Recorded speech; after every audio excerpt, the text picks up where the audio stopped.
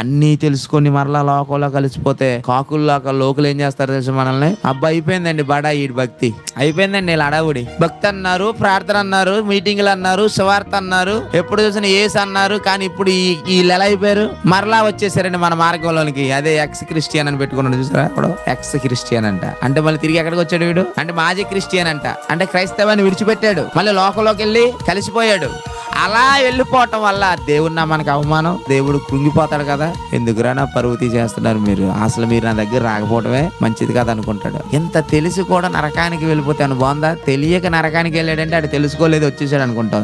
ఎంత తెలిసి కూడా నరకానికి వచ్చాడంటే అని ఏం చేయాలి? ఇప్పుడు మనకు తెలుసు, సత్యం ఏంటో తెలుసు, పరలోకం వెళ్ళాలి అనేది తెలుసు, ఎలా ఉంటే వెళ్ళాలో తెలుసు, అన్నీ తెలుసు కూడా మళ్ళీ మన లోకం వైపు వెళ్ళిపోతాం అనుకోండి. ఏం చేస్తాడు ఇప్పుడు? ఒకటి ఇచ్చి కూడా దేవుడు అప్పుడు ఎలా పోల్చాడంటే, తర్వాత కుక్క వాంతి చేసేసుకుంటుందట, అటు ఇటు చూద్దాం మళ్ళీ తినేస్తుందట. అది పందిని తీసుకొచ్చి మంచి సోప్ పెట్టి స్నానం చేయించండి, తిరిగి అది ఎక్కడికి వెళ్ళి పడుకుంటది? అమ్మ నీకు పరిపేశానమ్మ ఇక్కడ పడుకున్నాను అనుకోండి, ఏమనుకోండి ఎక్కడికి వెళ్తుంది?